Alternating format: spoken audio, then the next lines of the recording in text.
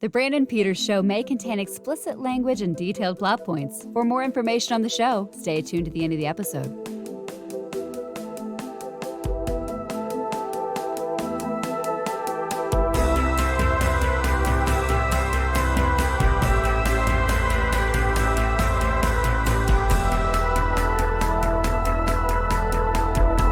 And now, here he is, Brandon.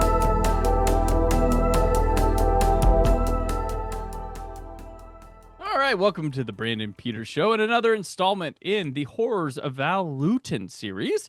Joining me, as always, for this, author of Silent Scream, Red, White, and Who, and the programmer of Chicago TARDIS, Stephen Warren Hill. Hello. Welcome back, Stephen. I'm very happy to get back to this wonderful retrospective we have going here with Val Lewton, and to pop in my 4K criterion if I walked with a zombie, which is always very nice. So do you want to give us a little bit of background of where we're coming from post Cat People to I Walked with a Zombie, the in-between? Is there any interesting details with Mr. Lewton and company? Well, I don't have anything that I can bring up or talk about in that regard. All right. Now that I know you're going to ask a question like that, sorry. No, all I have, doing my research and stuff about this, it looked like, again, like Cat People, RKO just threw a title at Val Lewton, and it was based off this article. He didn't really care for the article too much, and The article, I Walked with a Zombie, is based on slavery practices in Haiti on plantations, and basically they would drug people up to where their vocal cords and cognitive abilities were impaired via drugs, and so they just, like a zombie, just obeying and stuff like that. I actually did a speech on this in high school. Oh, okay. Voodoo, because there's voodoo and vodou. They're different things. This is about voodoo. And voodoo, there's these things called like Hoboken, things like that. It's a weird kind of practice. But zombies were real. It's a real thing that happened. But the real life zombies are more akin to this movie-ish and Wes Craven's The Serpent and the Rainbow, which also was a book and a study off this stuff. But they would drug these people, and I think the initial effects of the drugs would put a person to rest so much that they could be convincingly dead, and they would bury these people alive and dig them up, take them to plantations, and have them work. So there's missing people, all sorts of things like this. This was a long time ago when Brandon did this in high school, did this research and found books and stuff, but I've caught up with them. I'm not an expert, so if I got a little detail or something wrong there, I apologize, but this is a real practice in Haiti with things going on. Like, they're real creepy, but not like brains, zombie eats people, and very much not. They want to make sure not so much that white zombie is not what happens with this, the original movie. But yeah, so that's where he came from. And then Lewton instructed his writers that he wanted the narrative structure of Jane Eyre. And he wanted to make a quote unquote West Indian version of Jane Eyre. That was the goal here with I Walked with a Zombie. And out of their West Indian island comes a tale of terror and voodoo, of witchcraft and zombies, and all the weird black magic that the white man seldom sees. It is a tale of brother against brother and their love for a woman who lived with the dead. And it is also the tale of a young nurse who never believed such things could happen.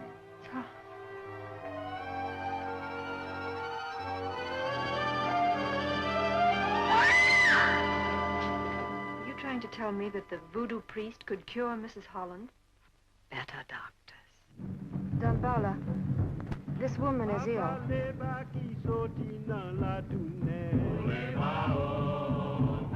This is the ceremony of voodoo death, a ceremony that seeks the life of the woman who lives forever, who walks with the dead.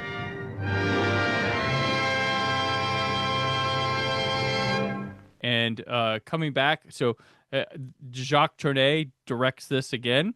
It's written by Kurt Siodmak. Siodmak? Siodmak. Siodmak, yeah. He priorly had done a couple Invisible Man sequels at Universal. He did The Wolfman, Frankenstein meets the Wolfman. So this guy's got cred coming into this. Like they got someone good. And then they had Ardell Ray. She came in and wrote after he left the project. She did some rewrites on it, and she would end up writing a couple more for Val Lewton. And of course, I said based on the article of the same name by Inez Wallace, and then of course uncredited, but Jane Eyre by Charlotte Bronte. And then it stars Francis D., James Ellison, Tom Conway, Edith Barrett, James Bell, Christine Gordon, Teresa Harris, who they misspell her name in the credits, and Darby Jones. It is composed by Roby Webb, who did Cat People and would continue on to do more of these Val Lewton films. He also scored Alfred Hitchcock's Notorious, Dick Tracy, and Marty for Thursday Borgnine. He had 270 credits in his career. Like, just insane. These people were workhorses back then, just like cinematographer J. Roy Hunt. Doesn't have a lot of like big notables in his career, but like just like a mania. Like, you go from soundstage to soundstage to soundstage, and yeah, you had a whole lot. This one is about a nurse who is hired to take care for the wife of a sugar plantation owner who has been acting strangely on a Caribbean island. And of course, as I just mentioned, plenty of crew from Cat People returning, including Tom Conway, who is in the cast here. They shot this movie in less than a month. Is crazy.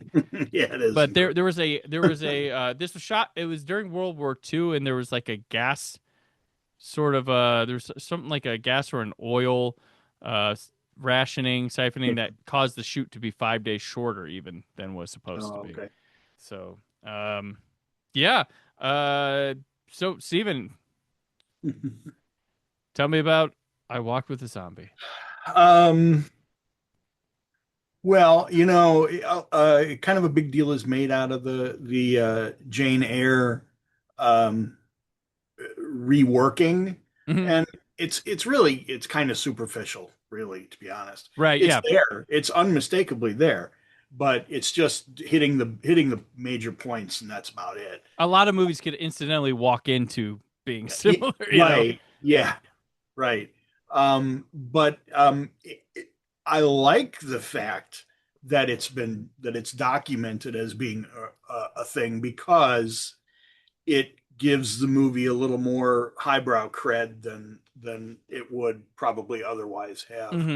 And any horror movie needs that, right? I think, or can at least benefit by that when it needs to. So this is the second Val Lewton horror production, and I would say, we talked about the Val Lewton scares. There isn't a formula yet here. We don't, there's certainly elements of his style coming across in the movie, I think, but is it 100% instantly recognizable as this is Val Lewton production? When compared with all the rest, and I would argue not as much as you might think, because he's still finding his way around, right? And I think after this movie, I think he's like, well, okay, I know that I know what I'm doing. I've proven that I'm doing what they want me to do and doing it successfully. So now I'm just going to go ahead and do what I need to do and not worry about it. So I think the formula, and I don't use that word in a negative way. I mean, he worked out, he tweaked that formula and made it work. So I use it in a positive way. And even though he was working with different directors, different writers, a variety of different people, crew members coming in and out. Um, there's a definite feel, and not every producer has that effect on a production, right? Mm-hmm. He was kind of unique in that respect, um, which is great because he had an imagination that really his ideas really translated well onto the screen. And uh, more producers are typically hands off, Right. but I'm glad that he wasn't. And whether that was even a possibility or not is not really up for questioning. It's just that's the way it was. So I think we're very lucky to have these movies, and this is a great movie. Mm-hmm. It okay. So I mean, you talked a little bit about the zombie, the type of zombie we're talking about here, and I know, and that expectations of somebody coming in, if you don't know what you're going to get with this movie, you will probably be disappointed the first time you see it. But that only, I think, if you are expecting the kind of zombie that you find, or closer to the kind of zombie that you find in more modern. If you're a slow burn person, you're gonna love it right off the Yeah, yeah. start. Um, so I Walked with a Zombie 7 or 8 times. Okay. I've got it down as, yeah, that'll be 7. Um, I I first saw it in the mid 80s, Okay. 1986. Probably taped it off of television at some screening on a local television station, probably. And it was probably a CNC television print of the movie too. Might have been cut. I don't know. I Ooh. might even still have the tape somewhere. All Uh, right. I was Movie recording night. everything on beta then, so Oh, even better. There you go. yeah, yeah. Uh, so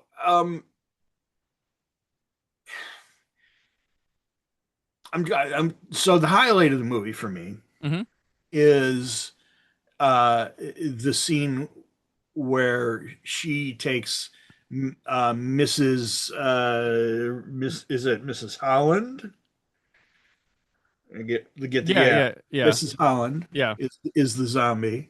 When she takes Mrs. Holland through the paths through the cornfields and everything to the home fort, um, because she thinks that there's a possibility that she might be helped there, and that is there's not a lot of scary in this movie, and what little scary there is pretty much comes in this scene. There's mood and tension like crazy that's all over this movie, and that's Mm-hmm. fantastic. If you're a movie viewer who really enjoys that, this is a great movie. You're going to love this movie if you haven't seen it, because it's chock full of that. It's the atmosphere, the everything, the feel of this movie. It's really great, and it starts with I'll come back to where it starts with. Okay. So that scene builds on. It's almost like um,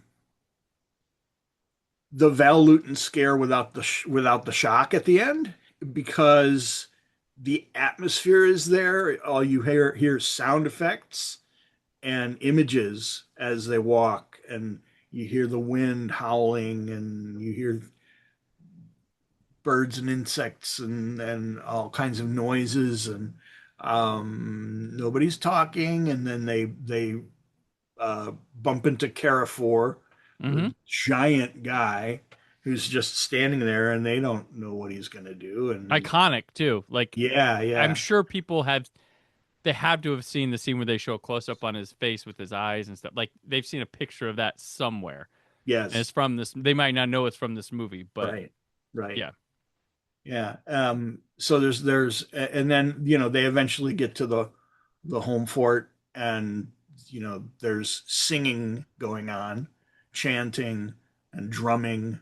Uh, and they're not, part of it is that they wouldn't have gotten there if they hadn't been allowed to pass Carrefour in the first place. Right. Um, so, we don't have any expectations like they're going to be attacked or even frowned upon. Their presence is not. We don't expect them to be frowned upon. And then there's a character revelation, not really a plot twist, but an unexpected change there when she discovers who is basically in charge of things there at the home fort. But I wanted to go back. So that's my favorite sequence, and it takes up the big like middle chunk of the movie. But I wanted to go back to the first time that we get any sense of uneasiness is this great moment where she has gone to basically like a restaurant, or the riverfront, or waterfront with Holland's brother, Rand. I can't remember his Rand name. And as they're sitting there, we hear Sir Lancelot, the Calypso singer, singing a song. And if you're listening, it becomes clear that the song he's singing is about them. It's about Rand and Holland, and what happened to Holland, Mrs. Holland. And she's trying to listen, and I love that we're a little bit disarmed by the fact that when somebody comes by and says, "Hey, he's you hear what he's singing?" and he says, "You got to stop it." And the guy goes over to talk to Sir Lancelot, and the viewer is disarmed because he's like, "Oh, I'm so sorry. If I had known, you must have seen Mr. Rand there. You should have told me. I must go and apologize at once." And he goes over and he apologizes, and he over apologizes and everything. And then he goes away. But later on, it's dark out now, and this really creepy, like you wouldn't think Sir Lancelot could be sinister. Right. He's just himself strumming his guitar, and he's deliberately singing more lyrics as he approaches her from behind. And it's this great moment, like, okay, Yeah. this is a little bit scary. And we realize too, because he's made his apologies, and he in his apologies, like, this is just something I picked up, and I didn't mean anything by it and everything. But when he's singing It's it, a big hit on the radio. What are you doing? Yeah. When he's singing it later on, Yeah. he is singing lyrics that are basically up to date with the arrival of the lead character. And He's a minstrel of sorts. Yeah. So we realize, okay, he knows what everything, he's clued in, and he's trying to communicate to her in his own way what she's stepping in. Yeah. Well, what's great about it, the brilliance of this is, this is another cheapie. This is a low budget movie. Just don't be fooled by its looks. This is a dirt cheap movie. But the idea, and it probably were like, hey, this has got to be hour 10. And instead of some exposition heavy scene, instead of they put this song that informs us, the viewer, They don't shoot a flashback scene. They don't Mhm. go overboard. She didn't find anything out. It's this song. And the first time when you see that song, they cut him off. You're like, wait, don't. You're like, how rude, but also don't stop singing because I need to hear more from this song. It's a Right. really brilliant way of getting us, one, to pay close attention to what's going on, to be intrigued by what's going on, and inform us of a backstory that was before this movie without grinding the movie to a halt, Yeah. changing it to a flashback. I mean, that person who plays Jessica, that's her name, right? Jessica Holland. Yes, Jessica Holland. Yeah. The mother, No, right? no, the daughter or the wife, the wife. Okay. Okay. Yeah, the wife. So no lines, none. Right. Oh, that's true. They yeah. don't even bother. They don't even give her one little like that is restraint. Movies today would not be able to control themselves of doing something like this.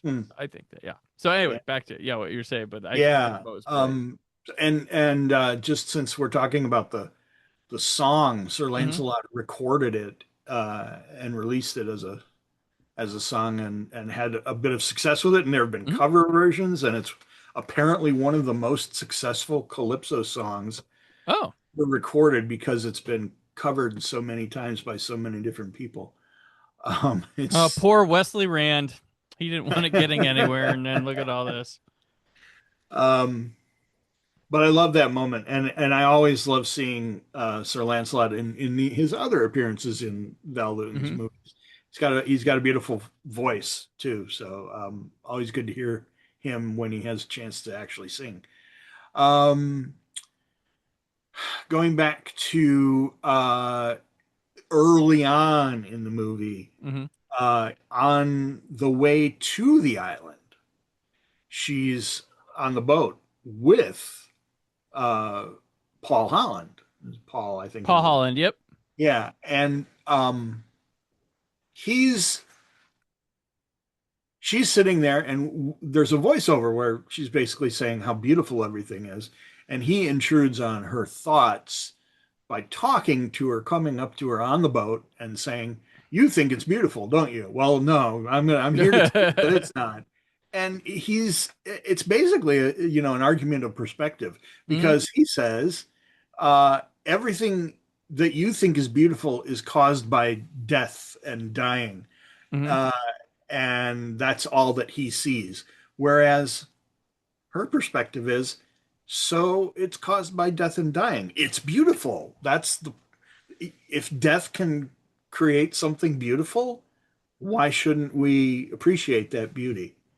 It gives, if it's plankton dying that gives the sea its glow, as he claims, whether that's true or not, I don't know and haven't researched, but if that's the case,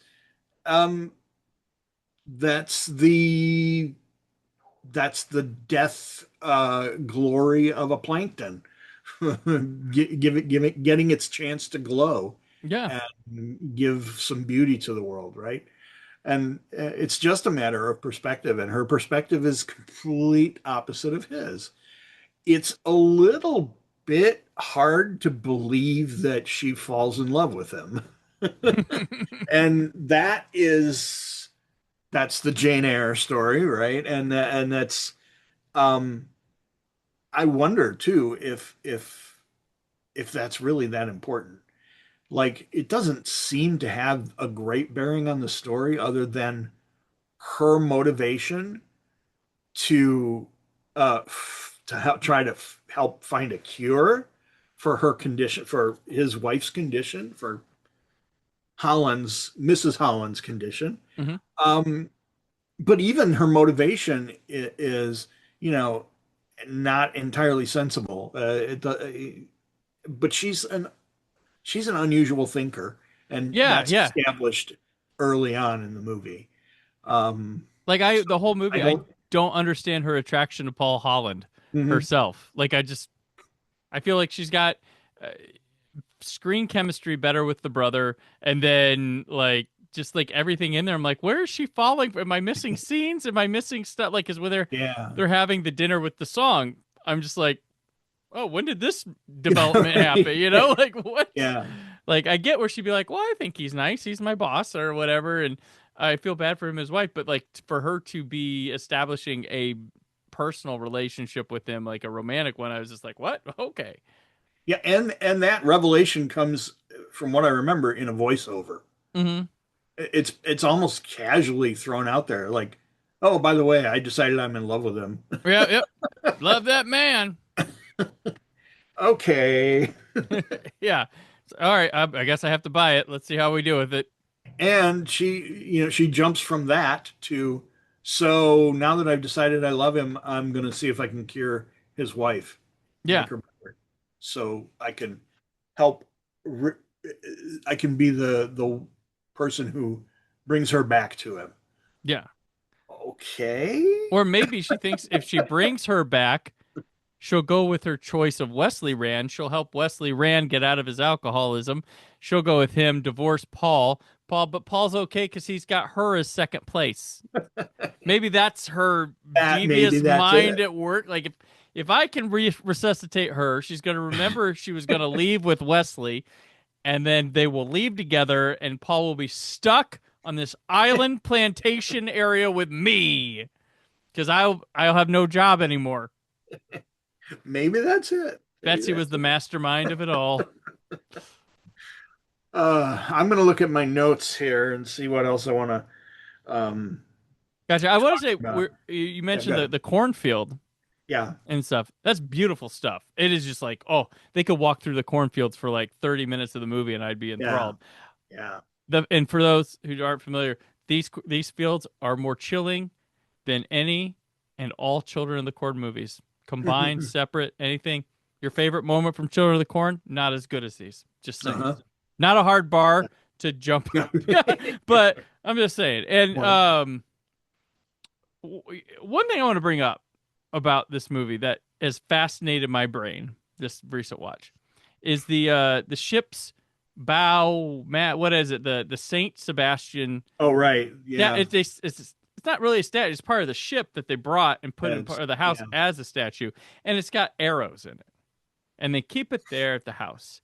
And I'm like, mentally, thematically, what is this saying? Like, there's a lot to be said here because I'm like, they keep it at the house to say, hey, Saint Sebastian, he's the master. You stay away from his property.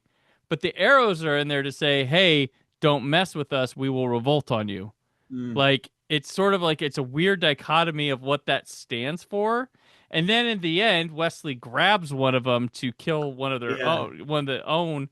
And I'm like, does this take it to square? What is this signifying? But I'm like, I'm just fascinated with the thoughts of what the dynamic in movie and in storyteller wants to say with that statue. Yeah, I think there's a line in there about how they want to be reminded of the slave origins, slave trade origins. But why? I don't. I get it. I don't try to whitewash history, right? But But at the same time, maybe that's not the best thing to be remembering. Right. It's like I would it be like having some old plantation in the South having a Confederate statue up, but the Confederate statue is missing its head to sort of say, something like that. Like, it's a good way of putting it. Yeah. So I was just fascinated with all the thematics that could go around that. And my head was spinning like, what does this mean? What does this mean? What is this? Because it's the last part of their ship, obviously, that they got here from. But then they left the arrows in it. They didn't restore it. They left it as is. And there's a message from both sides to one another in that one statue. And I think it's just fascinating. For a little cheapy horror movie, it's got this thing has a lot of depth to it, a lot of stuff, a well-researched topic. It's going on. Like, these are like, they were given a little bit of money to make a movie, but they made the most of every cent that they had, like, with it in the storytelling. They didn't just stop at like, let's just go make. They could have made an easy zombie movie, and they didn't go for any like woogity boogity stuff. They, again, adult drama happening with this, going for more of some melodramatics of romance novels and things like that. But like, it works in the story so well with I think Val Lewton knew that he needed to draw people in with a title, Mm-hmm. and once they were in, reward them with a really good movie and not a schlock fest, you Mm-hmm. know? It's like So, he like there's a lot of like things I think are good when um something that would happen with certain comedies that I think like when Judd Apatow is really good at it is when he writes a drama first and fills in the gaps of comedy mm, later, and the stories tell really well. And I think that's what he's here.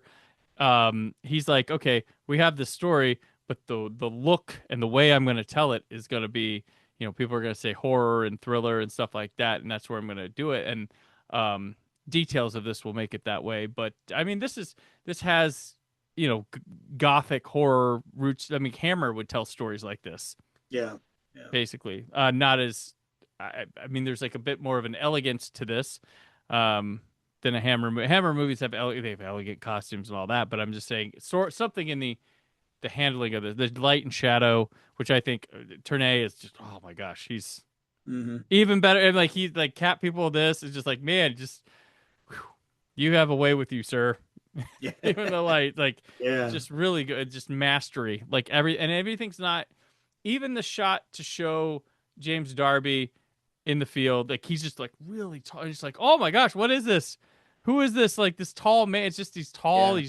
He's Just a silhouette at he first. contrasts with the fields so much. He's part of it. Like it's almost like is that a scarecrow on its own or what is Yeah. this? And then even when he shows his face, it doesn't feel, even though it's for a shock value, it doesn't feel exploitative with his big eyes and Right. stuff. It doesn't feel Right. it just feels like this is what you see in the dark, and this is just a person that's under this influence. He's in the lead of them, and Darby's great in this too, with this wordless role, a physical performance. Every zombie after him would borrow something. Like he is the guy. He walked so a Bill Heinzman could walk. Yeah. But it's there, like even more so than The Last Man on Earth with Vincent Price, which is considered like it's vampires and that, but they're more similar to what we would expect from zombies. But I think he's got more here in common with influencing zombies of Night of the Living Dead and beyond than that. And it's just the way he moves too reminds me. There's some Bill Heinzman. Because I love Night of the Living Dead. I've seen it a bit. I haven't documented how many times I've seen it, Stephen, but I know it's in the double digits for sure. Probably I've probably seen that one. I would guess it'd be between 30 and 50 times, right? But it was on TV. It was all catching it. That's but a lot. but knowing this there's like a turn Darby does that is exactly like one of Heinzman's late in the movie of Night of the Living Dead that I just noticed. I'm like, oh my gosh, it's very similar. So I don't know if he studied him or anything like that. I met Bill Heinzman 16 years ago, and I talked to him for like an hour, but I don't think I had seen I Walked with a Zombie at the time, or I would have asked him, but he has sadly passed away since then. But yeah, just I really like Darby's performance a lot, and just the physical role. Yeah. I'm looking forward to when we get to Apache Drums, Val Lewton's final production, because there will be a lot of chances to compare that to Night of the Living Dead when we get there. Excellent. I have not seen that one, so I'm very excited when we get to the finale of our series here. So. I have a couple of notes that I wrote that I want to cover, which is first one is on her first night on the island, she is awakened by the sound of sobbing, crying. Somebody's crying. Yes. And that it triggered a memory in me, thinking that it's similar to something that happens later in Isle of the Dead, and I won't know until I watch that movie again. Gotcha. Yeah, it's not. Yeah, I watched Isle of the Dead. I reviewed it on Blu-ray. That was the last time I watched it. So it's not fresh on my mind right now. So I'm laying the seed for future discussion on that one. Gotcha. And then I made a note say I love the folk tales. There's a lot of folky um, comments that are made in the movie, and one is the next morning um, when the servant wakes her up by jiggling her toe, Oh yeah, yeah. and she says, "I didn't want to frighten you. That's why I touched you furthest from your heart." And I love that. That is neat. It's just I've never heard that before. It makes sense in a kind of like folk way, right? A folky way. I try that on my wife tomorrow, and she's gonna. The hell are you doing? Like, haven't you seen I walked with the zombie? Ah. But another, associated with that, the scene at night and then the next morning is the story of what the crying was. The crying that woke her up. They were crying because somebody just had a baby. And the story goes, why you might think it odd. Why are you crying when somebody has been newly born to life? And it's because of the when they were born in slavery, it was a life of hardship. They were born into a life of hardship and horror, and they cried for that. So they were crying for that in memory of that. And that's another little detail that I think is really cool. It's that level of detail that we get in even just the slightest line, like the waking you, touching you furthest from your heart. That's really valuable in enriching the script. Yeah. Well, I noted that I this is efficient screenwriting. Like pretty much everything introduced in the film is shown or utilized in some fashion or has a result, resolve. Like everything and these little details like that work out. Like I think that it's impressive screenplay. Like I really thought that coming off this viewing. Yeah. The only couple of other notes I have, Mrs. Rand says something that I thought was a really interesting comment. She said, "There's no easy way to do good." Yeah. And she's talking about how trying to help people is sometimes harder than letting them fail in some way, whatever way you're talking about, Right. situation. And it's sad but true, right? And it's not a very the line isn't focused on or anything. It's just a remark that she makes. There's no easy way to do good. I thought it was profound enough to write it down. No, yeah. So, and then the last thing that I wrote down, and this one you're going to have to help me with, is I think it's not typical the use of voodoo powers in this movie. So compared to most movies, and I know that's movies is all it's all make believe, right? But most of the time when you get witch powers of some kind, supernatural powers of a voodoo variety, you've got somebody wanting to affect somebody else to control them in some way. Now, probably the most commonly seen is the voodoo doll, stick a pin and cause a pain somewhere, right? As seen in Indiana Jones and the Temple of Doom. And probably the Brady Bunch and other things. Oh, right? yes, that's right, the Brady Bunch. But so what I'm saying, that the use in this movie is not typical. It's because, let me see if I get to understand what I even was thinking when I wrote it. They're trying to use it to so the people on the island think that the zombie Mrs. Holland is evil somehow and needs to be destroyed. And we know she's not. She's just catatonic. Just there, yeah. That's a wanderer.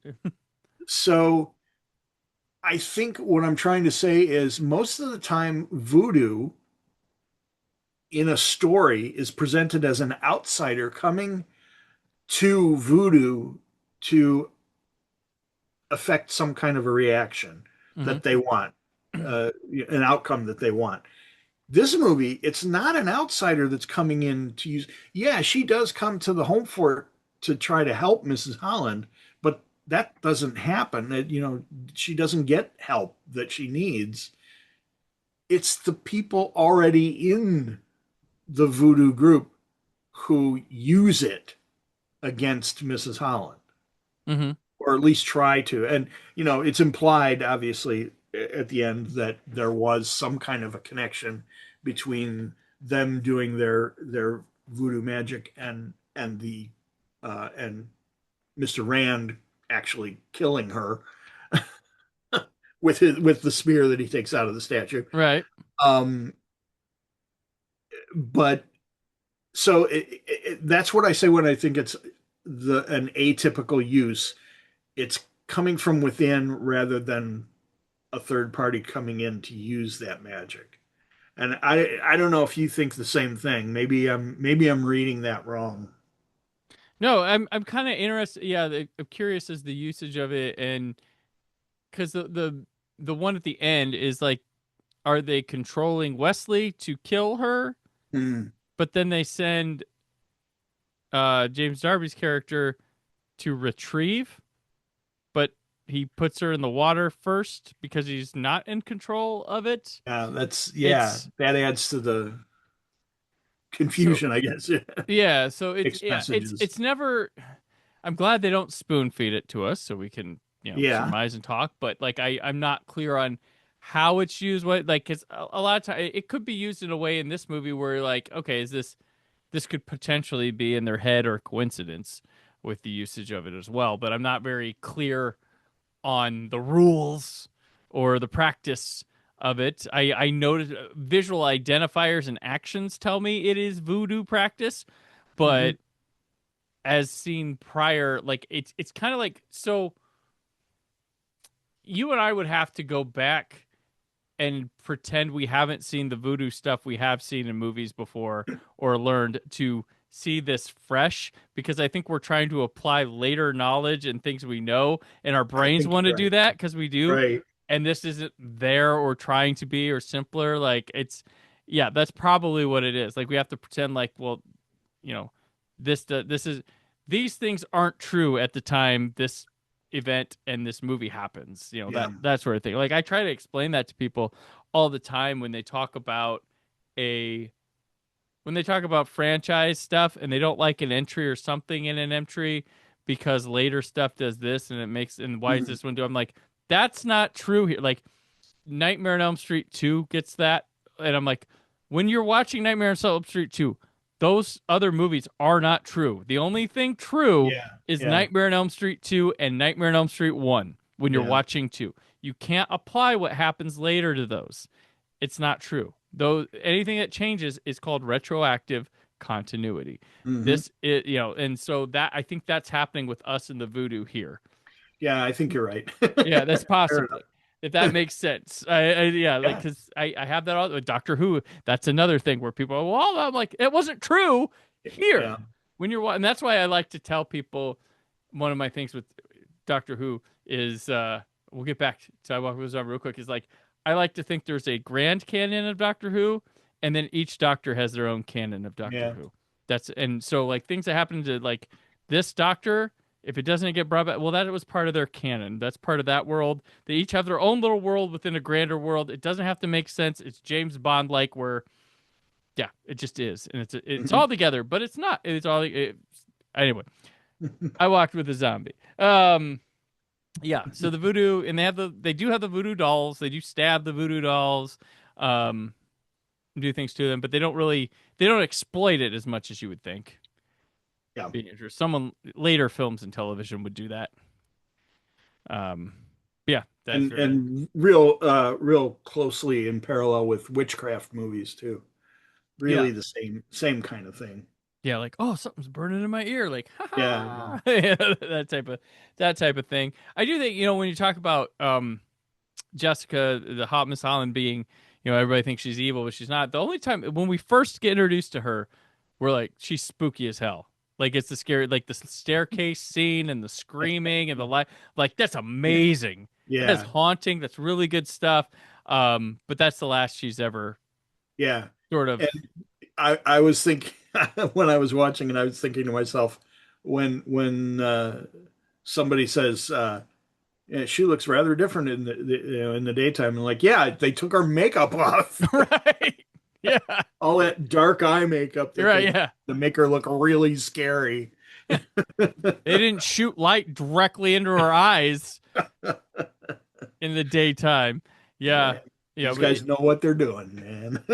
She's interesting, but I mean, for the rest of the movie, I guess it proves that I don't know, like when Betsy's walking her through the fields and whenever she's with us, it's like, this girl could snap at any moment, or I don't trust her. And there's that little sense of you don't know. Right. You don't know. I think you and I have seen a lot of movies and stuff, and I think the way we watch and stuff is like, oh, it feels safe going through, but thinking about it back then and stuff is like, oh yeah, she probably was. It was probably like, oh, what's going to get her first? Something coming out of the fields, or is that woman going to turn on her? Yeah, and it's nice that they very early on, they give her these they pin on these swatches of fabric so that it shows Carrefour and anybody else that they're allowed to pass. But she loses hers almost immediately, and that is a little bit of business that ramps up the tension, really, for especially when they finally get to him, and you get those quick cuts. Like, that's when she realizes she doesn't have it on her anymore, and you're like, what's he gonna do to her when he notices that she's not cleared to pass anymore? Right. Yeah, it's very, very interesting stuff. And is the true villain of this the mother?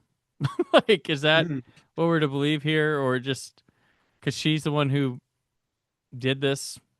Sort of. That's a tough one. That's a real tough one. I'd have to think about that really hard, because it's a surprising plot turn when she goes to the ritual and she's there, and it's like, whoa, okay, this doesn't. Well, this is a whole, because she's trying to help. Yeah, she's got good intentions. Yeah. Which we have a North by Northwest situation here. Edith Barrett, who plays the mom, was only 3 years older than James Ellison, who played her youngest son, Wesley, and she was 2 years younger than Tom Conaway, who played her older son. So, if you don't know North by Northwest, Cary Grant was only a couple years different than the woman who played his mother. But thus is Hollywood movie making of the pre-70s and whatnot. But it's kind of funny. So you did mention Isle of the Dead that's coming up. This movie foreshadows it inadvertently, as the painting from which called Isle of the Dead is seen in the film. Yeah. Which is interesting. That's pretty cool. Also, Anna Lee was cast to play Betsy before Frances Dee was. Anna Lee was offered and then ended up declining. Like, she wanted to take it but declined it because she had another more prestigious acting gig to go to. I also noted that alcoholism shown in this movie and the effects of it and stuff 2 years prior to Lost Weekend.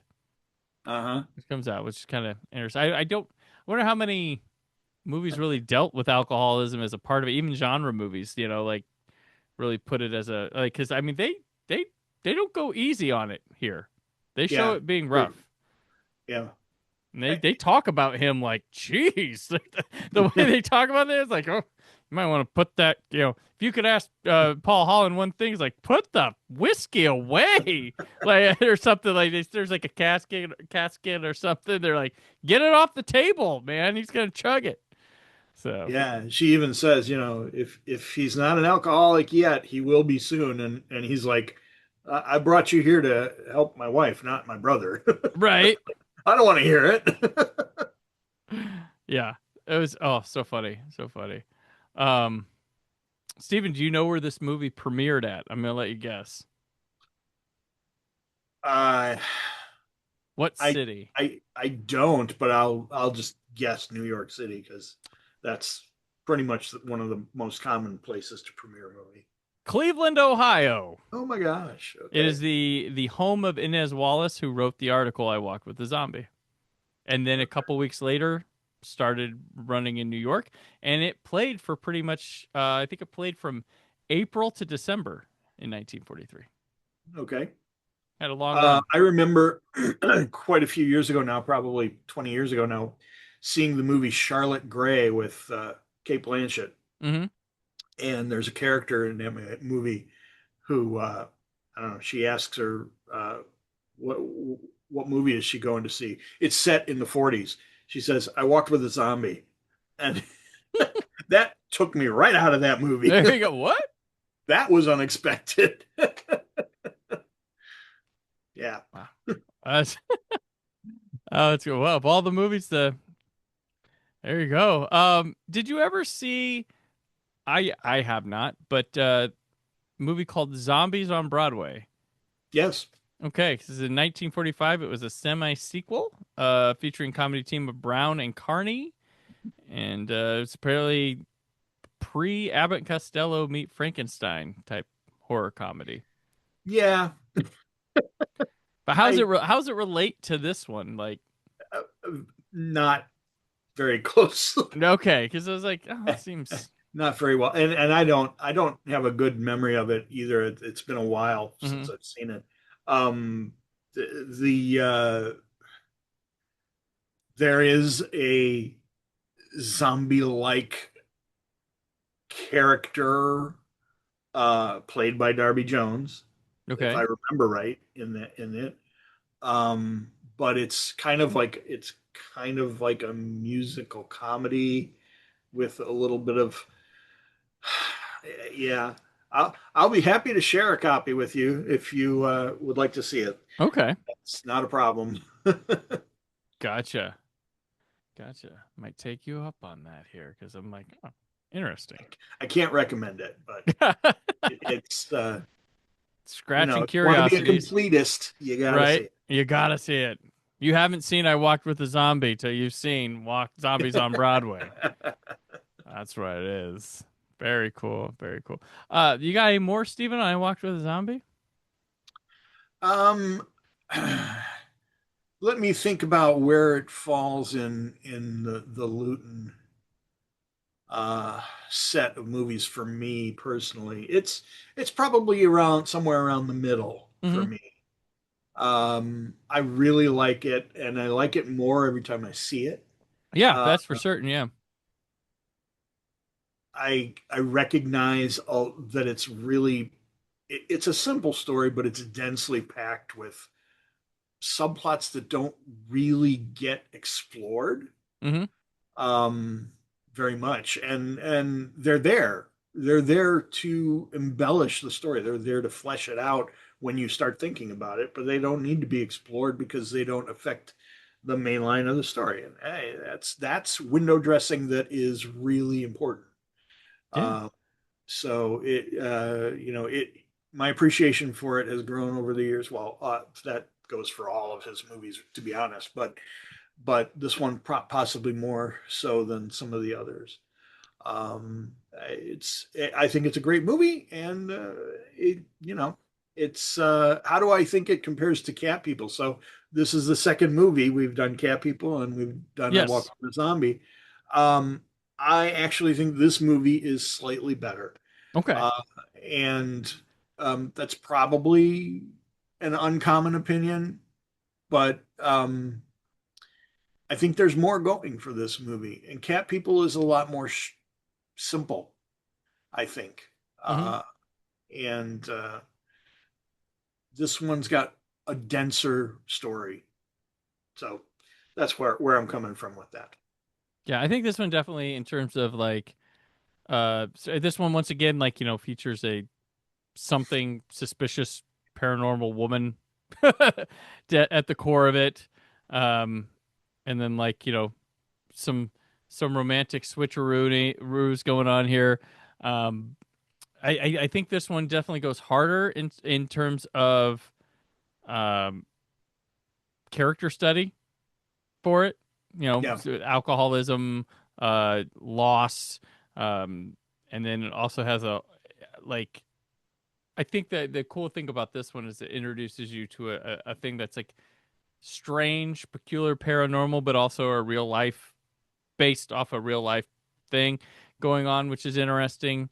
More than, well, these people are cats. And I think with the cat people thing is there's a whole buildup about cat, and you really don't get a big payoff in terms of cat people. And this you really get in the zombie world, but it's not cheesy B movie level of like overdoing the zombie stuff either. Like you get to swim in it for a bit, you get the idea of it, and it delivers on the title.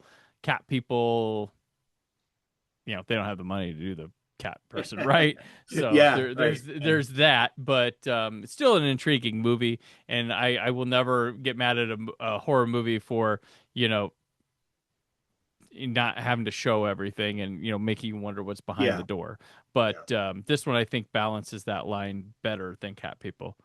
I don't know which I choose over. I don't have to make that decision right now. But I do like both, and I will agree. I think this is the third time I've seen I Walk with a Zombie now, and I actually talked about it a little bit in our we did for Out Now with Aaron and Abe. We did horror.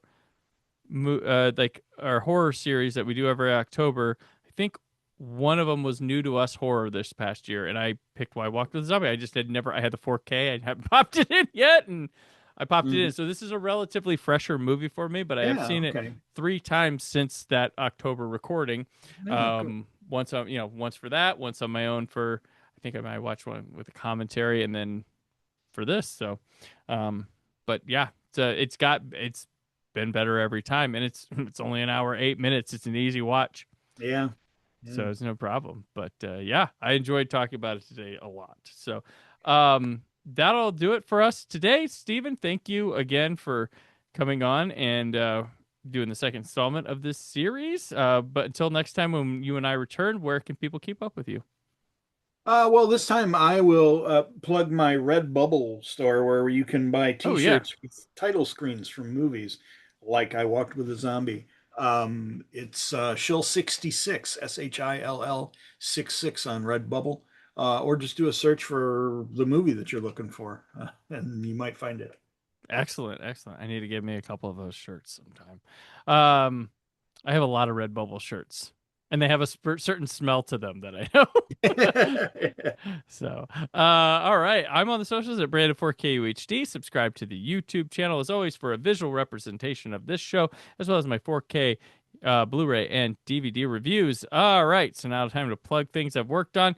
The documentary Doctor on Display, the USA Tour, is now available to be purchased on DVD or digital, and for rental from Real Time Pictures via TimeTravelTV.com. Stephen Warren Hill appears in there. He got in it. You got in the documentary proper. I was happy with that. And then also fantastic, a celebration of fans discovering Doctor Who, now a Titan Award-winning book, which Stephen also wrote in. I wrote in. Taylor Dethridge, who was just recently on the show, wrote in. Nick Seidler, great guy, produced the book. Editor, love that guy. Available from his company, Zeppo Publishing, anywhere you can buy your books. When this series picks up, we will be talking 1943's The Leopard Man. Until then, stay film positive.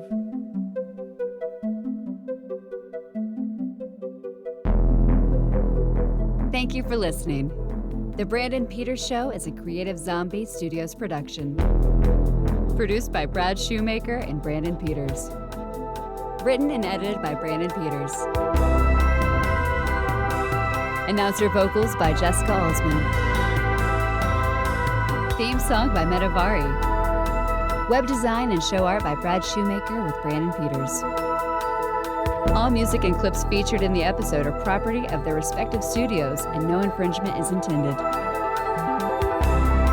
Additional information on this and other episodes at BrandonPetersShow.com. For any inquiries, press opportunities, or sponsorship, contact mail@brandonpetershow.com. The show is available on Apple Music, Spotify, or anywhere podcasts are found.